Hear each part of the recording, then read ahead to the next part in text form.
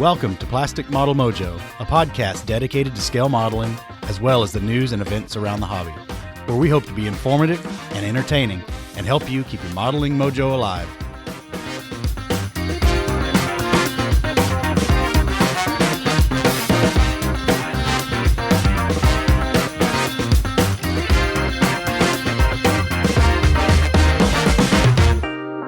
Welcome back, listeners, for the latest episode of Plastic Model Mojo. Dave and I have managed to stumble our way into double-digit episodes now, so welcome to episode 10 of Plastic Model Mojo, and hopefully we'll give you a little relief to this COVID lockdown. Let's get started. Good evening there, Dave. Good evening, Mike. How are you doing? Again, all things considered, I can't complain too much. Nothing's changed a whole lot Yeah, in the last couple of weeks. Well, everybody's safe, and we're both still working. Puts us a lot better than a lot of people these days. Yeah, no doubt. Yeah. So, what modeling fluid are you drinking tonight? I'm actually drinking beer tonight. I am drinking a pale ale called Halfway Home by Country Boy Brewing, which is local to Lexington, Kentucky. Over the last, how long has it been now? 12 years or so, we've had 7 or 8 pop up and be successful enough to be hanging in there. And Country Boy was kind of the second one to show up. Halfway Home is not my favorite from them. It's a little high on the citrus for me. Do you like their Cougar Bait? That's probably my second favorite. Their Shotgun Wedding is my favorite of all. Now, what is Shotgun Wedding? It's almost a porter, but not quite. So it's a little dark, and it's got a really heavy vanilla tone to it. It's really good, but this is like almost grapefruit juice. You know what I mean? See, now those kind of beers I tend to like, so I'll have to remember that. Now, if I pour it in a glass, it's a lot easier for me to get through it. I like it, but it's not one I would normally pick. I don't think they. My opinion is I don't think they pair well with much. Oh, okay. Well, what are you drinking tonight, Dave? Well, as I'm sure you well know, because it's your fault, I'm drinking a bullet bourbon, but it's not your classic regular bullet bourbon. I was going out the other day looking to acquire a new bottle of some bourbon, and you and I were texting back and forth, and you suggested the bullet bourbon barrel strength, and my local liquor store happened to have it, and it is, now we've talked about bullet before, really good smooth bourbon, value for the money, very good. I know you know, but a lot of listeners don't know that when bourbon is made, it's made in charred white oak barrels, and when the aging process is complete, the barrels are opened and they're all generally mixed together, and then some water added to get it to a specific alcohol content. In the case of regular bullet, I think it's about 86 proof, 43% alcohol. But casks or barrel strength is where they open the barrel and they do not cut it, and thus you get a much stronger drink. This bullet barrel strength is about 62.5% alcohol, so it's 125 proof as opposed to 86. Yeah, it tastes a little hot. Yeah, I was going to say, it tastes very much like regular bullet. You've got the same notes, the same smooth, the same vanilla, the same general notes as if you were drinking regular bullet, but it is hot. I mean, you can taste the alcohol much more. You can makes your lips tingle. It does. It's like getting kicked in the head by a stubborn Kentucky mule. Uh, Hopefully, I'm going to sip. So you would not want to drink this without ice. I've got it. I've got it on the rocks. Hopefully, I can sip it slow enough that by the end of the podcast, I'll still be coherent. But I can sure tell you, otherwise, this one would knock you on your butt. It is strong. I'm not sure I would choose it as my regular drink, but it's enjoyable as something different. Here, I got a shout out for our Canadian friends. All right. You remember SCTV? Yep. And Stuart might remember. I don't know if Anthony, he may not be old enough to remember. I don't know. I don't know how old he is, but There you go. Oh, I love those. Hoser. Hoser. That's right. We should be wearing flannel right now. And knit hats. Exactly. Exactly. Strange Brew is one of the great movies of all time. All right, man. We were a little bit active again with the listener mail, which is a great thing to have. Yeah. Why don't you tell us about it? Well, let's see. We've got an email here from Mr. Russell. Sorry, Edward Russell. And Ed is, well, I'll just read it. Just found your podcast a few days ago, and I'm really enjoying it. I just built my first 2 models last week, and I'm anxiously waiting the next few I've ordered to arrive. So he's just gotten into this hobby. Yeah, great. Listening to your podcast has helped pass the time and taught me a few things between checking the shipping details every other 5 minutes. I feel you. Model building has been a godsend with this lockdown going on, even though I am one of the expendables. Oops, I mean essential. And I still go to work every day, and I too am feeling the claustrophobic pressure of not being able to go anywhere or do anything. That was until those first 2 kits arrived, and I found myself immersed in the building and painting. My wife even got involved in painting on one. Great. The weekend raced by faster than even before the world stopped, which brings me back to you guys. I just finished the episode covering the convention practically in my backyard that I didn't even know about. Oh, I forgot to mention, he is from Lafayette, Indiana. Oh, okay. So he's referring to the Roscoe Turner Show. Right. He says he has no idea what PE is, but I'm looking forward to finding out. No, you're not. No, you are not.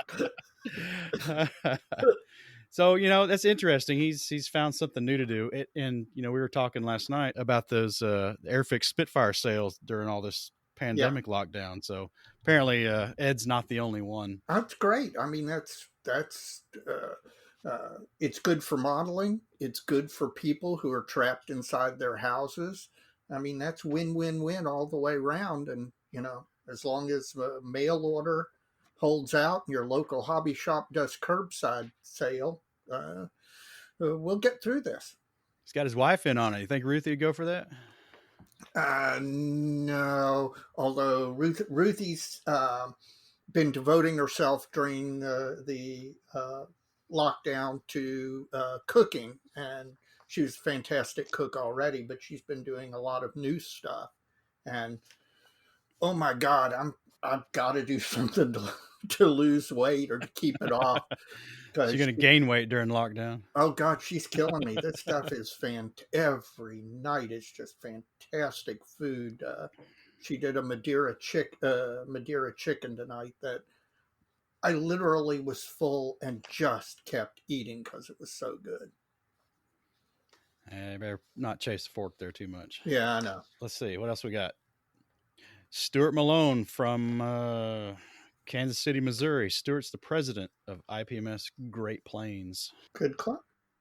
You read an email from listener Kelly Spracklin asking about a Rodin Bristol F2B kit, and I'd like to get them on the right track. I'm an avid World War I aircraft modeler, almost entirely in 72nd scale. So there you go. Wow.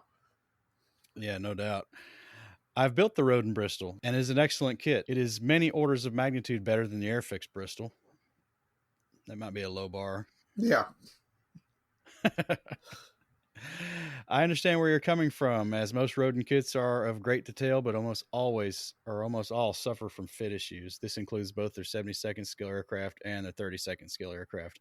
However, the last handful of World War I aircraft kits they produced in 72nd scale before exiting the genre were of near Edward quality compared at the time they were released, which includes the Newport 24, the Newport 27, and the Bristol F2B for sure, maybe others. I've also built the Newport 27, which is a divine kit as well.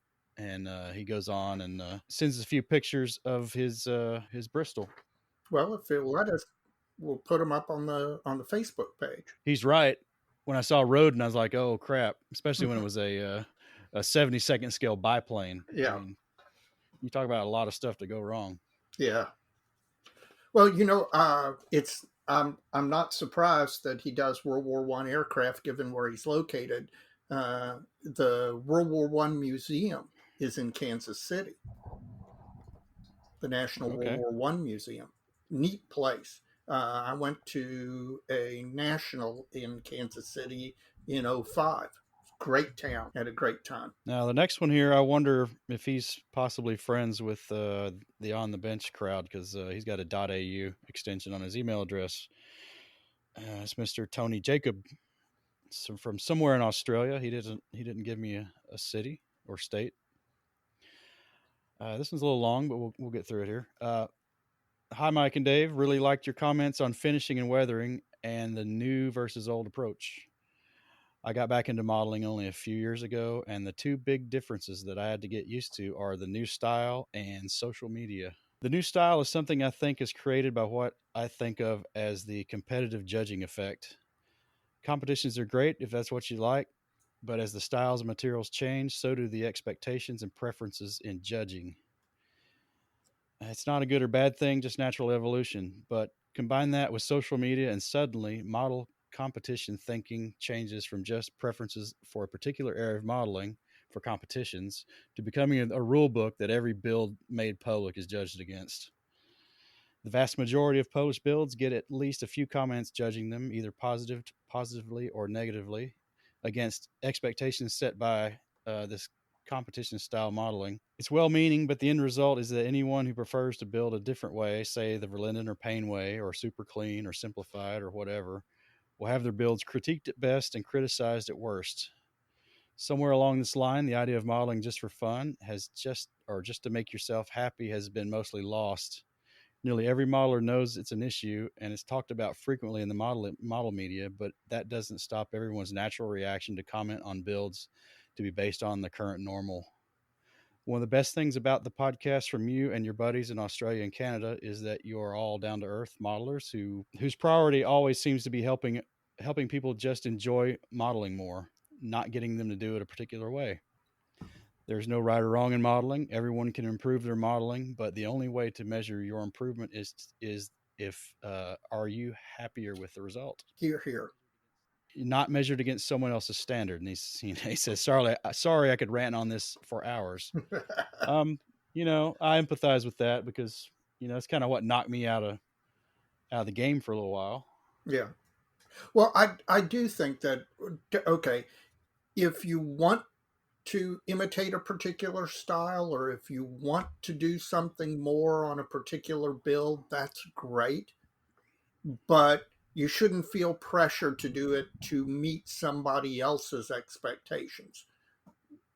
Ultimately, I don't care how good a builder you are, if you're not having fun doing it, it's something's you've lost something.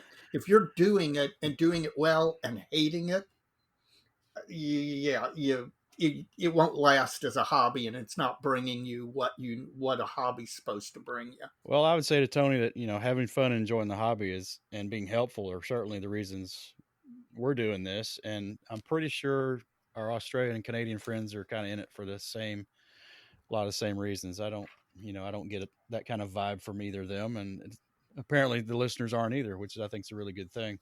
Yep. Now, I want to go back to Stuart Malone because he had a PS that I forgot to mention. He asked if Dave needs a bandmate for the Hillbillies Down Under. I'm well practiced in kazoo and can fill in on mouth harp and jug. Unfortunately, Stuart, the banjo player I knew was thoroughly unimpressed, so I think the band's a bust. Dang it. Shoot. Oh, well. All right. We'll come up with something. We'll come up with something. One last thing. I looked and I couldn't find it. It wasn't in my email, and I couldn't find it in the community comment section or any of the replies. I probably just missed it, but someone wrote in about doing a topic on reposing scale figures, mass market figures. I don't have a way to respond to that. If you're listening and you sent that to me, please drop us an email at plasticmodelmojo@gmail.com and I'll give you a proper answer. That would be an interesting topic. Could be. Yeah. And then finally, before we move on, we talked a little bit about trying to go weekly, but I don't know if that's going to work out for us yet. And then we've both been dabbling with getting our gear ready to possibly do a little video stuff. Yeah. So along that vein, I can't say we've got anything pending. We're still kind of playing around with it, but I've been kind of cleaning up the shop in anticipation of this. So you don't want people to know what it looks like. It's like having friends come over. Yeah. Oh, God, I got to get it. I was making great progress, and then I'm looking at all these magazines and periodicals. So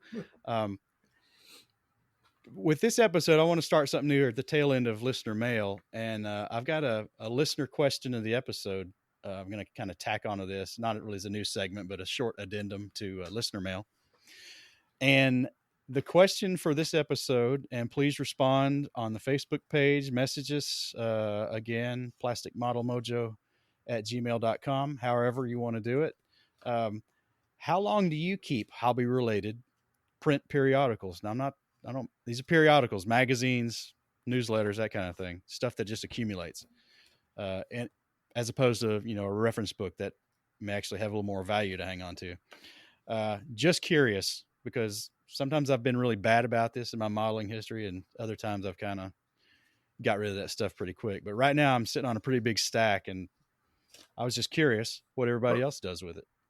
Listeners, as we all know, there's only one correct answer to this question, and that is you keep them forever. So you all go ahead and comment, but I've already given him the correct answer. That's why you moved to a bigger house, right? Yeah, that's right. My wife claims that I'm not a modeler. I'm a librarian who collects models.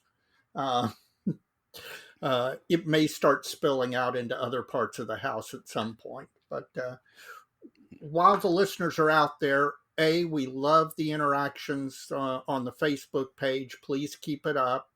Please keep commenting, messaging, posting your own stuff. When you're done listening to this episode, if you would please go to the rating system on whatever app you're listening to us on, either Apple or Stitcher or whatever, and give us 5-star rating.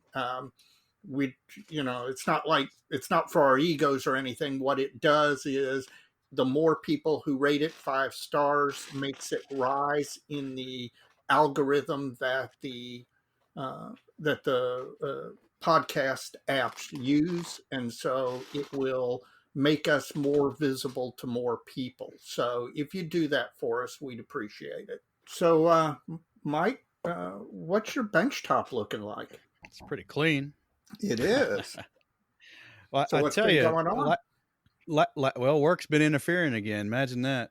Oh God, you just have to quit that thing. I know. Well, I'm progressing nicely on the Zis 2. I've made How's it through that gun shield? Is it on solid? Oh yeah, I got to back up a little bit. So I broke it. It wasn't quite a disaster, but I thought it was going to be for a while. I was working brush painting highlights under the optivisor, which is great for right in front of your face, but you have no depth of field. Yeah. beyond the focal length. So I crashed it into the edge of the workbench and broke the gun shield off. And it's a really delicate model. And I managed to get it back together. I almost panicked. Yeah, that was scary. But Okay. anyway, I got it back. I got it touched up. I've finished the highlight painting on the gun, and I've moved on to the split trail now. And when I work on it, I can get a lot done. I think I'll have the split trail done in a couple of days, probably, if I keep it up, if I can stay on it. You mentioned when we were talking the other day that the kit molded the split trail rails in two pieces, halves. Yes, any round section in that mini art kit that's over 3 millimeters in diameter, maybe four, like the split trail arms, the gun barrel, Yeah, all the recoil pistons, all that is molded in a left and right half. that's bizarre. I would not have thought that the split trails would be molded as top and bottom halves or side to I side should, halves. yeah, I've got a couple of Zis 3 kits, which is almost the same kit in the stash. I'll have to see if I can put the engineering eye on that and see maybe why they did that. But the kit's beautiful. I mean, the Fidelia scale, it's got a lot of finesse to it. The gun shield's really thin. Um, I've added some PE to it that was actually meant for another incarnation of that gun by a different company a long time ago. I've kind of picked a few of the usable bits out of it. So it's a really nice model. It's really, really delicate. And I'm glad I saved the split trail for last because it's got a lot of PE that's barely hanging on there. Yeah. Well, we all love PE. Everybody knows. So I've got to be careful with it. But again, I should be able to get the highlights finished, and then I'm probably gonna put a satin coat on it, and then all the oil paint jazz will start on it. Actually, looking forward to that. Yeah. Yeah. So how's the Airfix kit, the Bofors? You you saw the post. I've got I got the crew figures finished, and those came out really good. I thought Yeah, for very, very much for what I 72nd scale, made in the 70s. yeah, for what I started with. They came out pretty nice, and every everything has some paint on it now. Um, I've got the tractor and the gun are all painted, so all the wheels have base coat on them, and I'm about to start the kind of same thing I'm doing on the Zis 2 Mm. with the Morris tractor and the gun. Yeah. Looking forward. Looking forward to wrapping that one up too. That one's been a fun little build, but it needs to move forward. Other than that, I think that's it. I don't think Mm. I haven't started anything new yet. Well, we'll get to that later in the episode. Yeah, we probably will. What about you? Well, the MiG 17 and the AS1 have both firmly moved into the paint shop. The MiG, I primed it. You know, anytime you prime, you find the flaws that you didn't see before. So went back, fixed those, re-engraved some panel lines, which that is a skill that I need help with. So anybody out there with any tips, send them my way.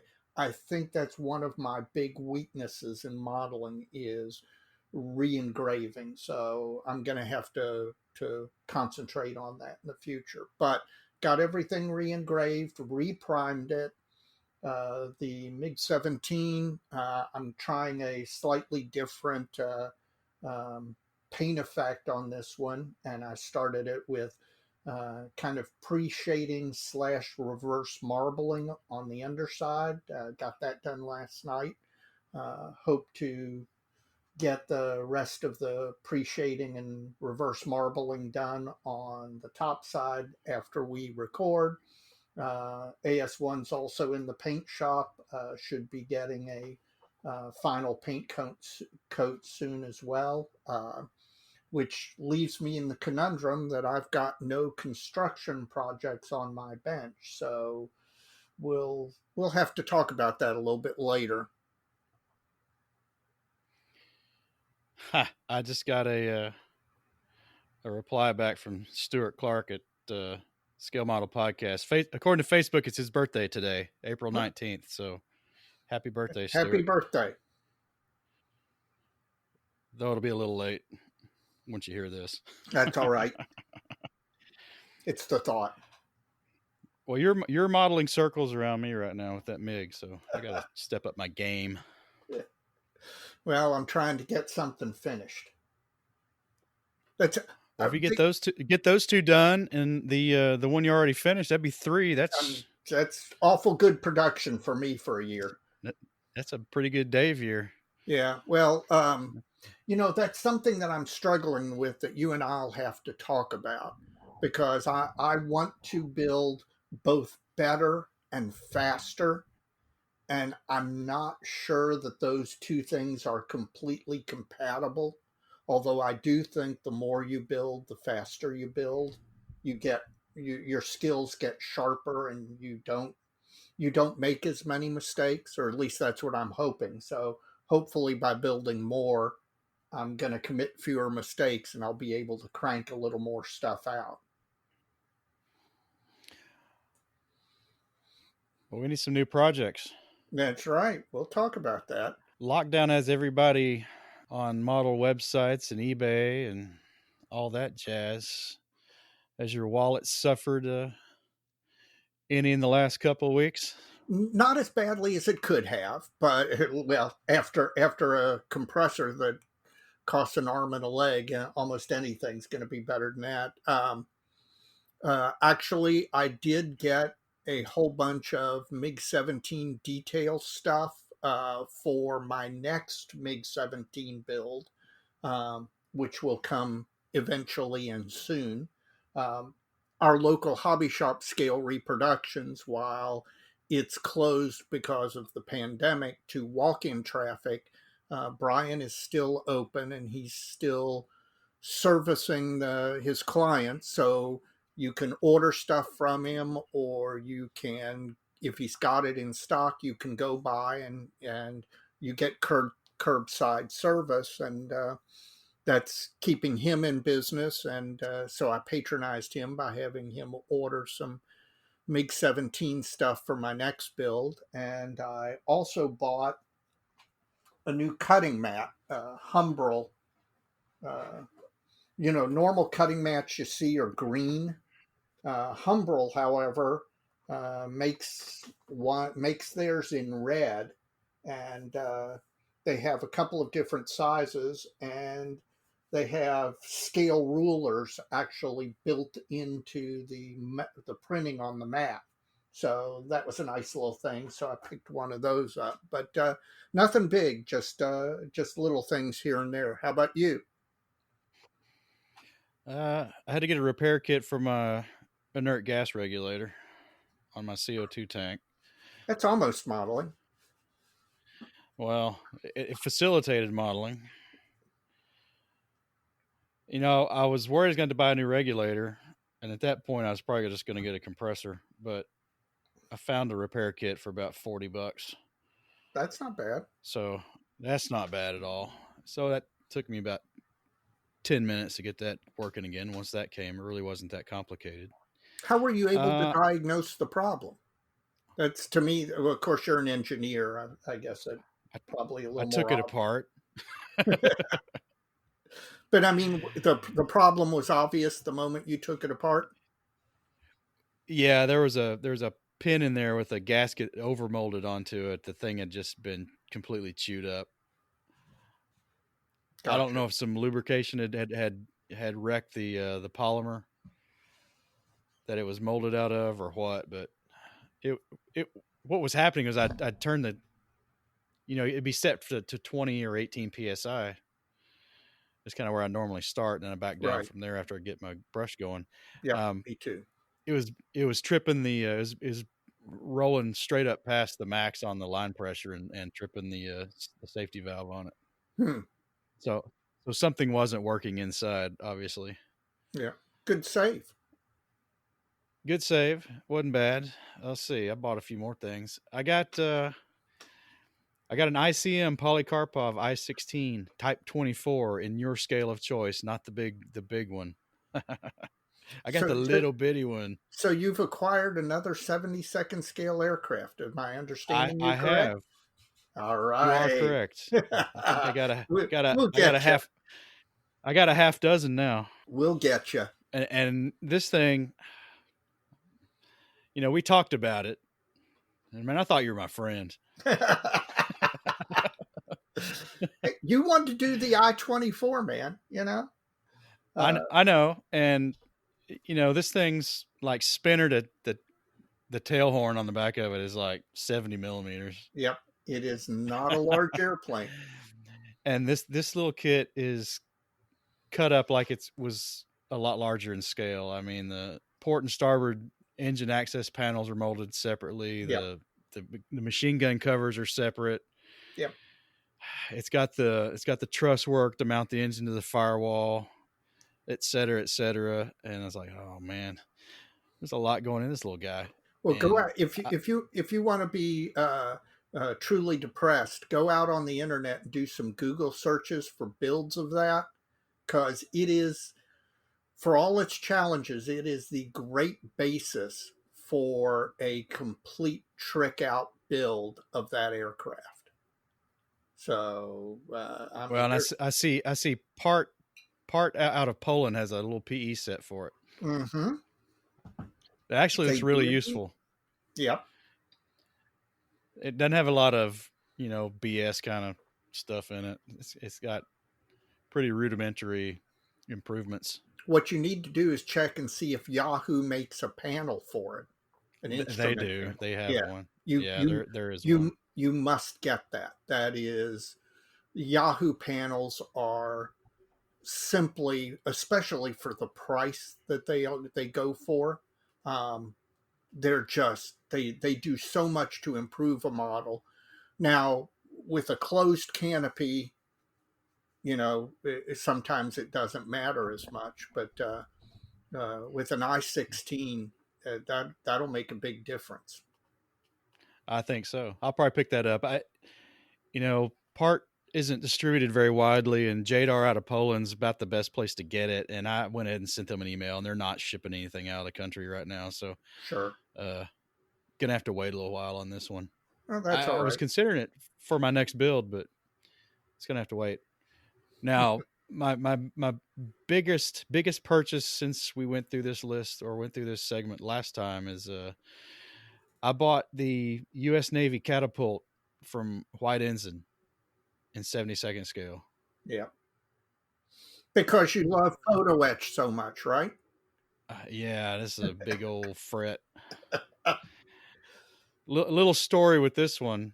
I ordered this from Tom's Model Work out in Huntington Beach, California, and when it arrived in a unstiffened bubble mailer, and it didn't travel well.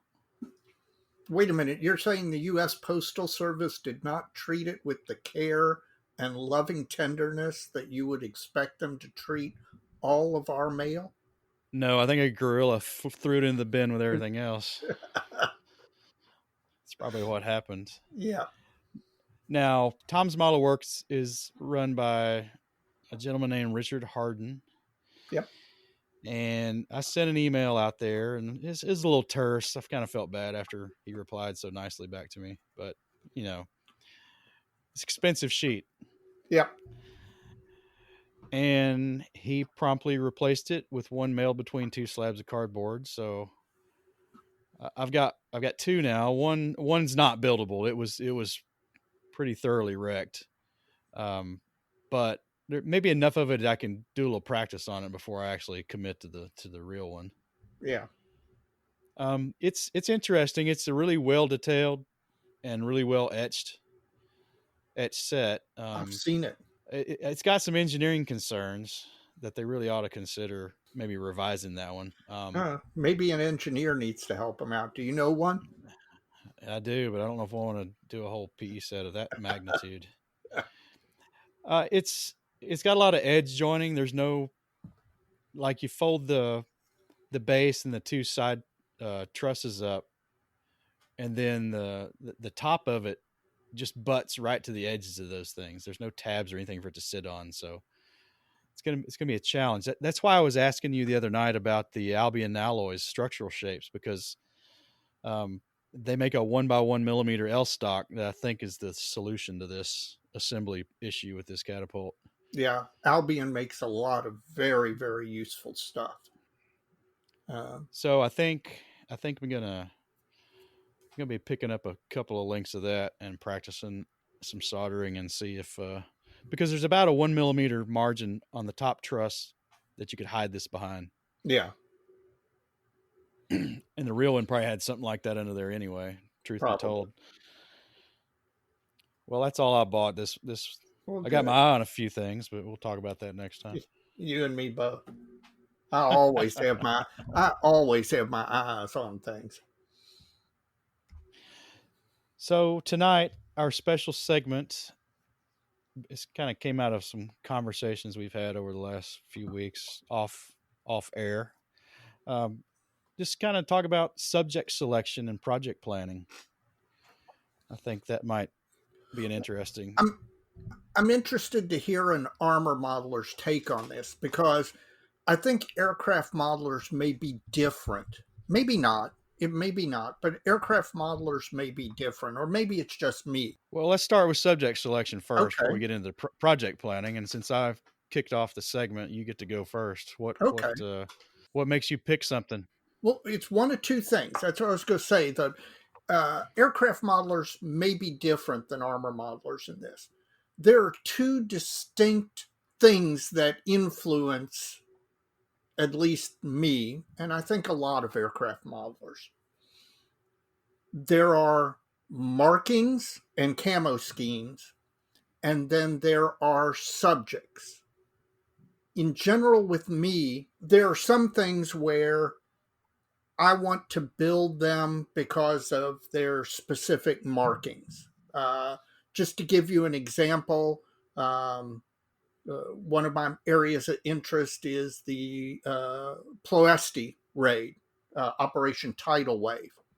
Um, and I would love to build a bunch of the B-24s that participated in that raid. And there are now a lot of decals available for that. Those are ones that are markings builds, and I'm unlikely to super detail them. I might go a little more than out of the box, but the subject matter of the particular prototype vehicle is not what's important in those builds. I want to build a B-24 so I can put a particular set of markings on it. Same thing with Pearl Harbor. I would love to do a Pearl Harbor collection. I've actually already started. I want to do, as far as the Japanese aircraft go, one set of aircraft from each of the carriers, um, the Japanese carriers. Uh, so those are markings builds. I'm unlikely to super detail something like that. And then there are subject builds, ones where I'm particularly interested in the particular prototype. MiG 17 would be a good example. I'm building this first Airfix MiG 17 out of the box because I know I'm going to build a bunch of other ones and I'm going to super detail them because I have an interest in that particular subject. Um, the N1K2J George is another one that I want to build one and super detail it. I have a bunch of stuff for it and I've been researching and planning, etc. And so there are markings builds for me and there are research builds for me or detail builds for me. And it's really one or the other. And sometimes I go back and forth. I'll do one or two markings projects and then I'll deep dive into a detail project. But I'm not sure armor modelers are the same way. Or what what do you what's your experience? Most of mine end up research builds. I've got this gift or curse for kind of random association, and I'll be reading a reference book. I'll pick up reference books on top subjects I'm interested in, Yeah. whether I have an immediate need, especially if it's a particularly good reference. I'm looking at a big 4-stack bookcase right now that's just jam packed. Um, Librarian. and librarian, exactly. And I'll stumble across a photograph, and there'll be something about it that really catches my eye, and then it'll just go from there typically. And I'll start looking at what kits are available, um, what aftermarket's available, even the markings. But for armor, most of the time the markings are rather generic. There's some that are Russian slogan tanks or other named tanks of some of the other armies or something like that. Some don't have markings at all, so it's not. I don't really do the markings thing like an aircraft guy would, but I will pick, and they'll be within my main sphere of interest is the Eastern Front, but also I like the early campaigns from Poland and France, subjects along that genre. I don't Don't do a lot forget of subjects. Norway. Yeah, see, I don't do a lot of Norway. I don't do a lot of North Africa, and I don't do a lot of the Western Allies. Just I haven't as of yet had a picked interest in that yet. But I think there's a Firefly I want to do, so that one's kind of coming up the list. But I'll just get into it, and I'll see how much more reference I can find on something, and if it starts shaping up into something that looks doable, it'll move up the list, and eventually I'll do it. Well, That's how I pick them.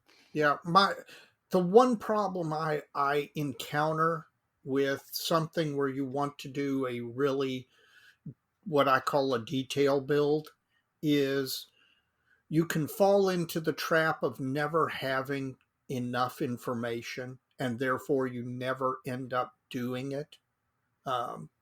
That you end up you do research and you gather a bunch of stuff up, but there's just you get the feeling that you need something more, and so you end up actually never doing something you really want to do because you don't want to accept that you don't have everything you might need. Because you find it when you're done. Yeah, well, that's the truth of it too. But you can't let that not let you build something you want to build otherwise. Yeah, something's going to come out after you finish your build, but still you need to build it. I mean, after you built the Allen SU-76, to me it actually produced an SU-76. Well, many are did before them. There's Mm-hmm. there's two, so I could do See, another one of those, but it wouldn't be as much fun now. yeah. Speaking of that, that's a good point. Fun.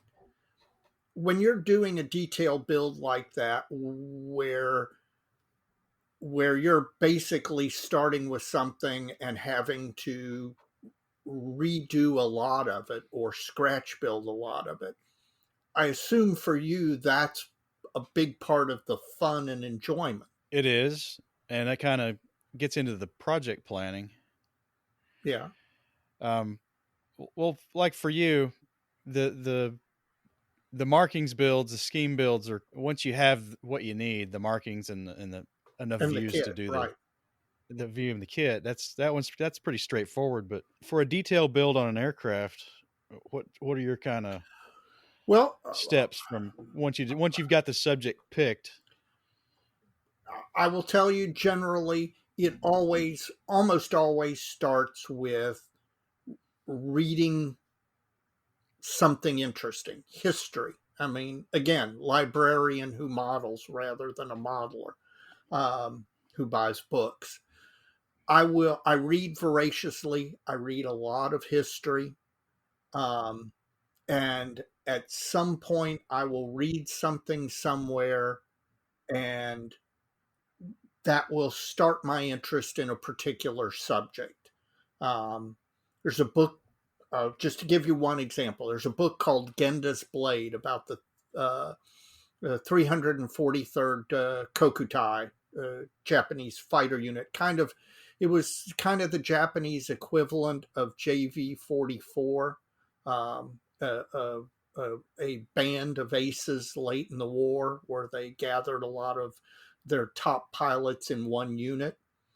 Well, that's read that book. That started me down an interest in the George, the Japanese fighter aircraft, the George.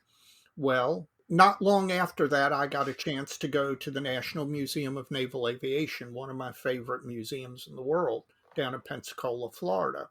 And they have a George. So does the museum, the United States Air Force Museum in Dayton.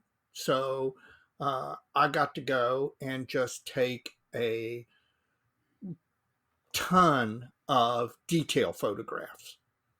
Well, combine that with that takes my interest from the book to actually getting to touch the real thing, which is always inspiring, to then starting to gather reference. And then, because there are several examples of Georges still in existence, there's a ton of good reference for them. And that starts me down the road to doing the research I need. And in fact, that George is on my short list to build.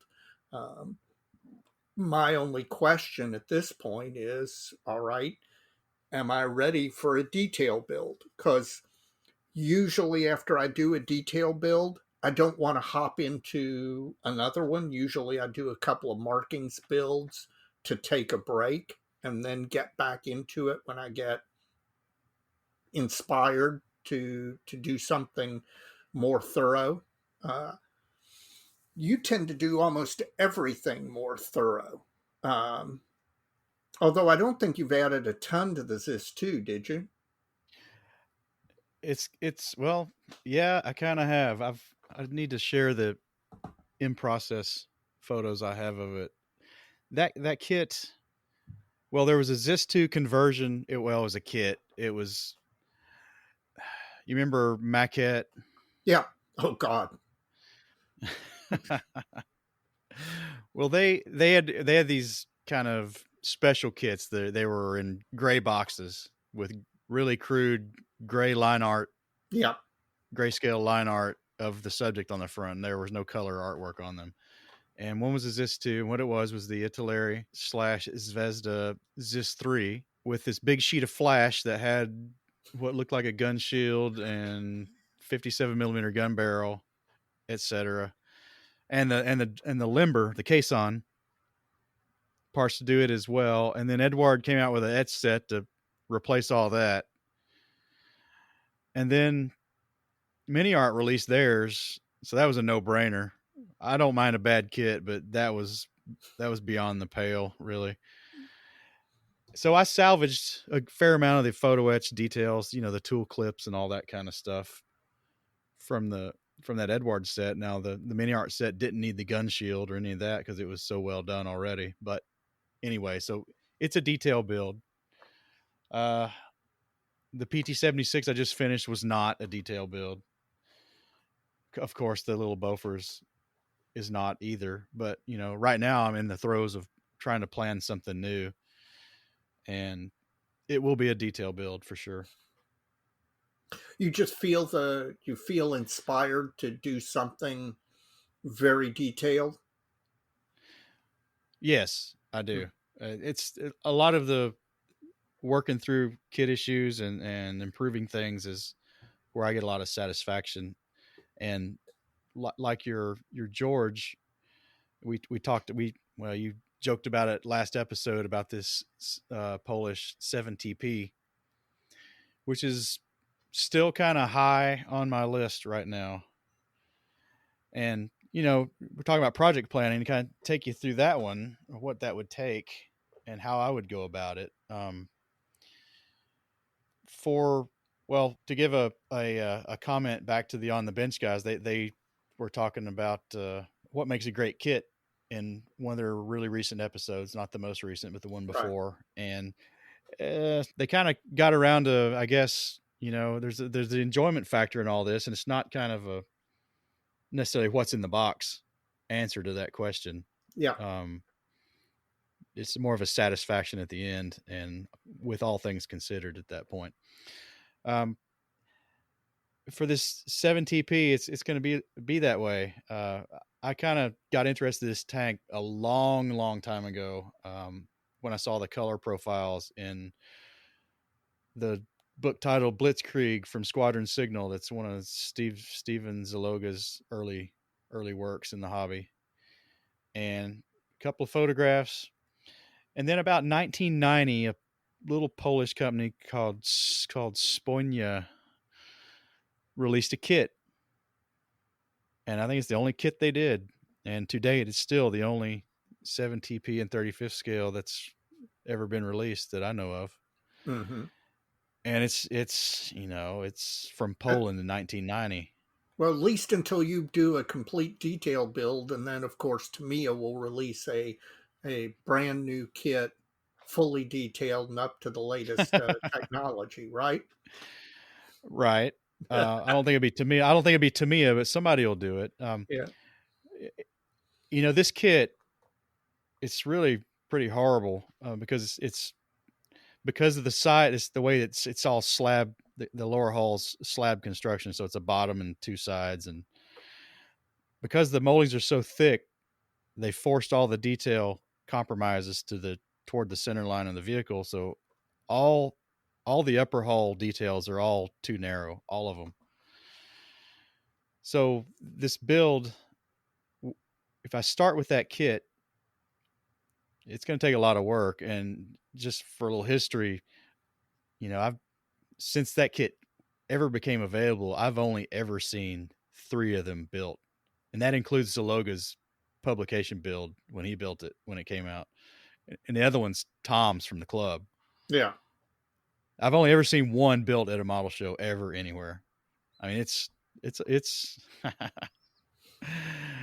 a lot of fun. So I had that kit out the other night, and I'm kind of my process is to okay. I've collected reference. What's the company? Tank Power. That's Polish publisher. Yeah. They've got 3 different softcover books on the 7TP. It covers the gun tanks, the machine gun tanks, and there was an artillery tractor that was based on the same chassis, which is all goes back to the Vickers 6-ton development. And that became the 7TP. It became the Soviet T-26s, which that's usually what you would see. You'd see this kit built up with conversion kits, resin kits into a T-26. So I've got the books. I've got enough physical reference to do the model. It's just the will to get started. If you take the kit and kind of go through that, I've got the kit. I look at the kit. What's usable here? I think I can use the lower hull with some widening, and the turret, and a few of the turret pieces, and that's really about it. Because since that kit's come about, that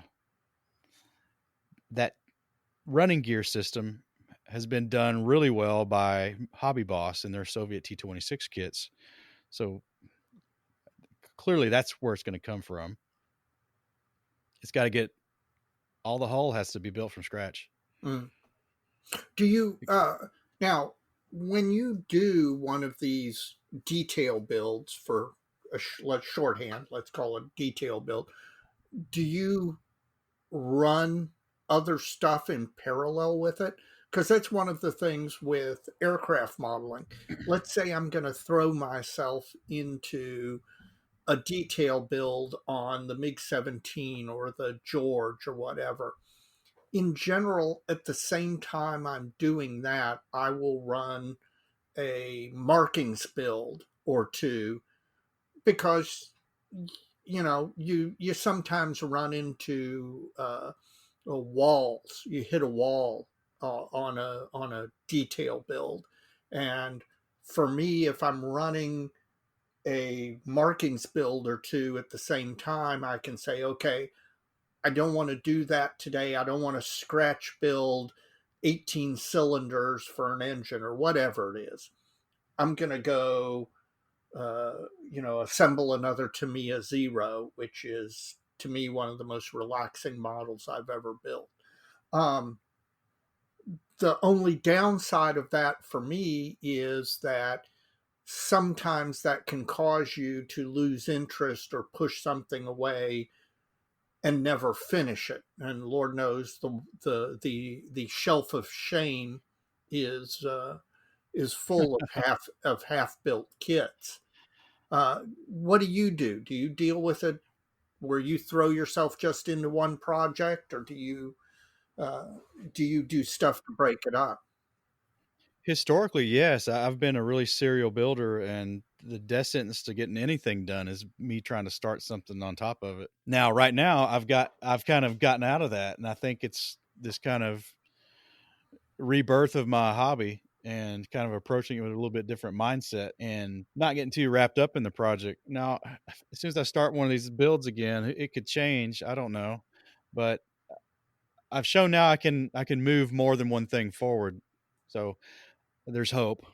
Yeah. Well, and that's the other thing is if you're throwing yourself into one of these detail builds, then you're not doing any painting or detailing or any of the new techniques that you're trying to learn for a long period of time. And my opinion is that if you're not airbrushing nearly constantly, that is a skill that atrophies so quickly that I try and find myself always having at least one project in the paint booth so that I don't lose the airbrushing skills. Because for some reason, to me, those are the ones that go the quickest. With this 7TP, I've got a kit that's not that great.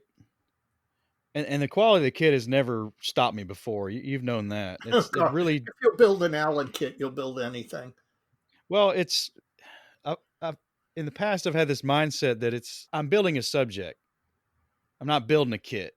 Right, The kit is a means to get there. Clearly, that's what the kit's for. But the kit could be, if it's a stepping stone, it could be a really big one or it could be a tiny one. right. It could be a blip, a little pebble that you're stepping on trying to get started. So there's also there's a Aber PE set for that kit that's going to have some useful bits in it. And actually, Armo, which was the resin offshoot of Jadar Hobbies out of Poland, which I mentioned earlier, they actually did a replacement turret for this kit, but they don't make it anymore. And I've never seen it. If anybody has it out there listening, I would love to see it to see if it's actually worth chasing down. Because eBay is your the, friend. I've never seen one on eBay. Really? Wow. It's It must not have been really produced. obscure. No, I think it was one of the last few things they did before they got out of the resin casting business. Gotcha. So I don't think there's that many out there, and I don't know how good it is. And the turret has some interesting fastener arrangements that I'm not sure how they executed. I'm not sure how I'm going to do it. That's probably my biggest hurdle. I'll take this project and I'll work through the major steps in my head before I ever start. I'll build this model in my brain before I start and try to have solutions to most of the problems. Now that doesn't work all the time, but if you think through it, you can anticipate some of the pitfalls and get solutions for them before you're like actually trying to build it, Yeah. I which is a think that's roadblock. I think that's an engineer's mind. Well, it's this engineer's mind. Yeah. Yeah. Well, for this Oscar, I mean, how much for an aircraft detail build for you personally? It's Oh, going to be different for everybody, obviously. I mean, it is you mean the what George? the George. What's the start? The What's the start kit? the start is the Aoshima kit. It's a really good kit. And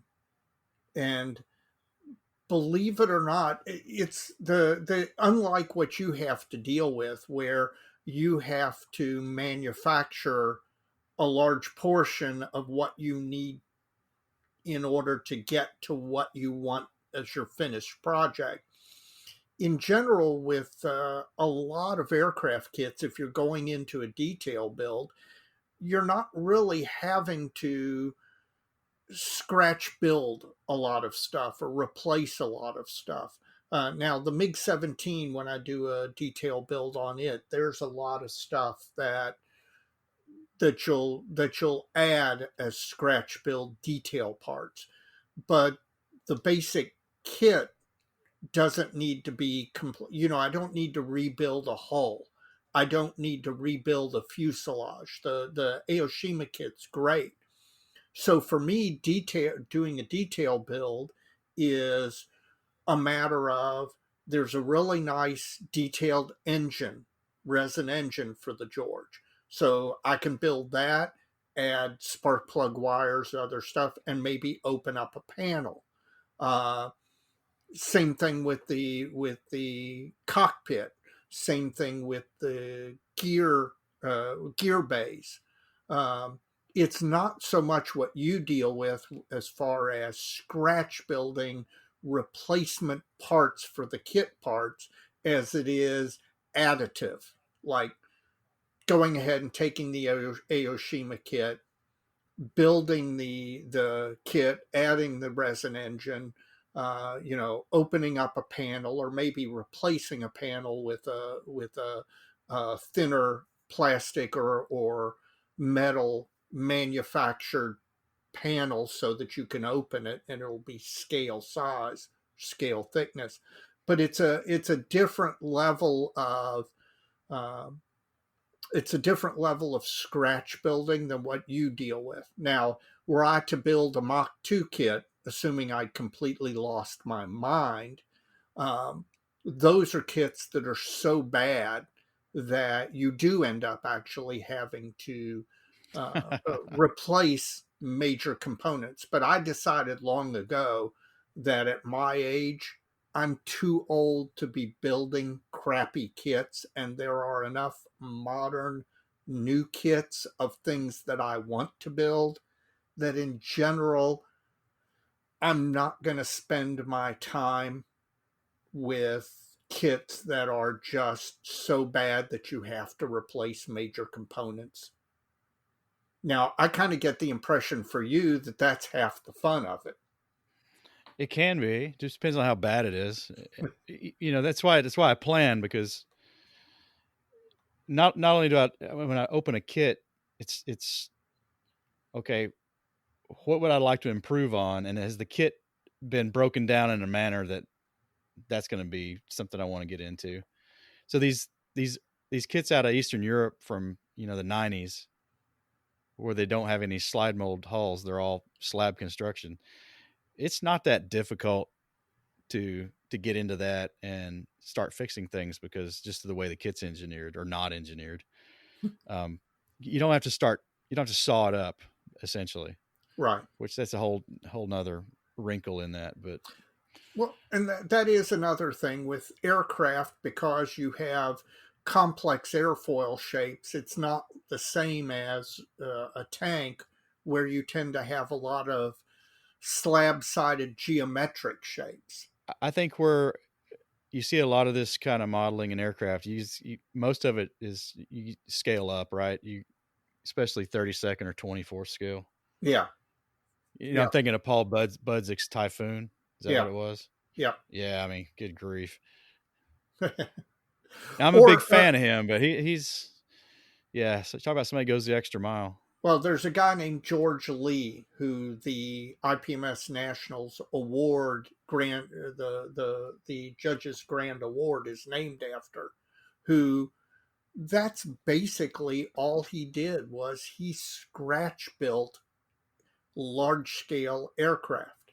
And there's a whole book of his stuff called Scratch Built Aircraft. And, stuff that is just, you look at it and and are amazed, and then you loathe yourself for your poor skills. I'm a kit builder. That guy was a modeler, and I'm happy being a kit builder. I generally, there's enough things out there that I want to build that I'm not going to have to resort to scratch building large amounts of replacement parts for a kit. But that's not the part that I get the joy out of. I get the joy out of the construction of the kit, maybe adding some details, and then the painting and decaling and markings. Well, that's kind of wraps it up for me on that topic. I'm Yeah. curious what the listeners, how they approach this, or is it best kit and go from there, or do you pick subjects where there's not such a great kit out there, some more esoteric, though in this renaissance that's getting harder to do, Yep. find stuff that's not been kitted yet, even kitted badly. I mean, Right. good grief. I mean, there's so much stuff out there now. There's no Polish 7TP yet. We live in the golden age of modeling, man. I think you're right. Yeah, no doubt. So so everybody, let us know. Let us know what you're doing, how you work through a project. Be Yep. curious to hear how other people Abs- handle this. Absolutely. Absolutely. So, Mike, who do you want to shout out for this month?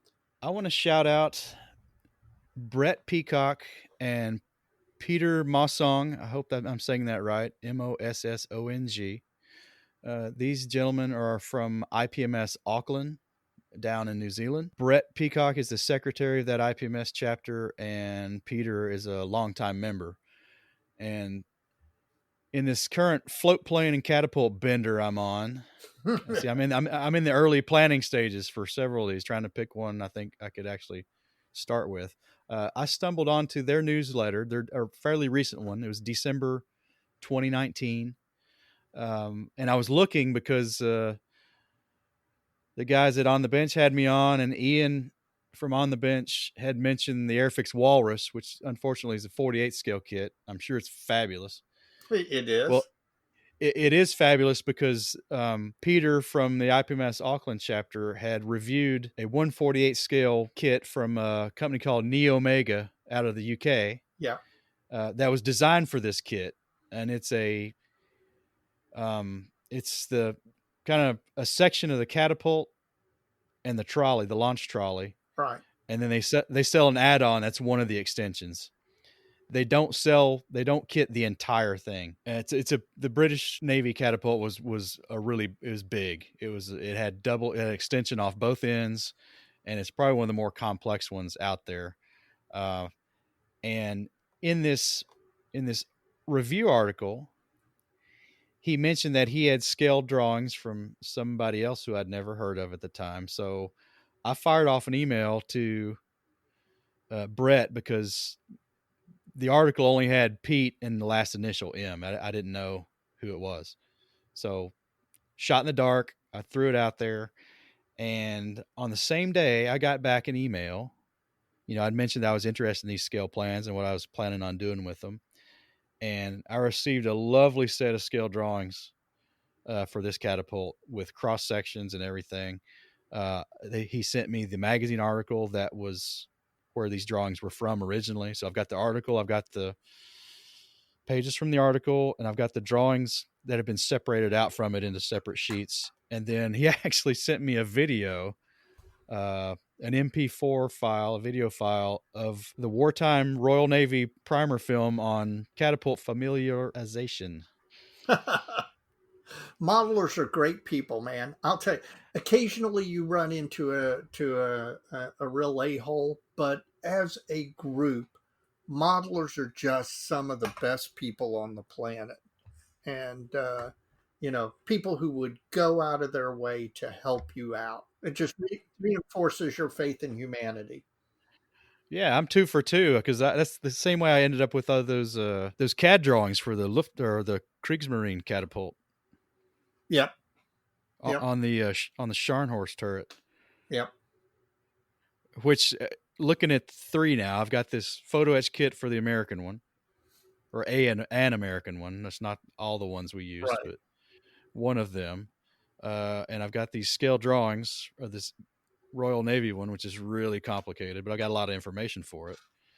Still, it's a pretty hairy build, and the Kriegsmarine one is the most simple of all of them. Sounds like a collection. At least the one on the Scharnhorst. Now the Bismarck class, they had a retractable, extendable catapult system on those. But yeah, faith in humanity. I was really, really pleased, and I told him I'd give him a shout out because I was just tickled pink when all this arrived in my mailbox. That's fantastic. That's fantastic. What about you? Well, I'd like to give a shout out to fellow attorney and West Coast modeler Jim Bates. Mr. Bates has been a longtime friend of mine, and he's doing what you and I are just starting to play around with, in that he is doing what he calls a scale Canadian TV. During the pandemic and the lockdown, he is doing short YouTube videos, each about 10 minutes long, where he's giving you an update on what his latest projects are. And it's nothing sophisticated. It's not like Night Shift or Panzer Meister 36 or some of those guys out there. It's just simple sharing of modeling when you don't have the ability to go to club meetings and share in person. They're really enjoyable. He's a good human being, and they're fun to watch. They're fun to get little updates on. So shout out to Jim for doing those, and I hope he keeps it up. Well, that's a coincidence. I just made the connection. Oh, you did? From my beer can joke at the front end of the podcast. Scale Canadian TV, SCTV. Yep, exactly. Exactly. Yeah, hopefully he won't get sued for copyright infringement. Well, he didn't spell it out. He just Scale Canadian. Yeah. So I think he's good. He's an attorney. Yeah. Well, you'll be happy to know that I'm through my glass of barrel strength bullet, and I'm still sitting upright. So that seems like a good place to end things. Sounds good. Yeah. Well, we went over again a little bit, but well. Pandemic. What else are we going to do? Right. Pandemic, yeah. All right, sir. Well, Dave, so many kits. So little time. You take care. Good night. All right. Bye, everybody.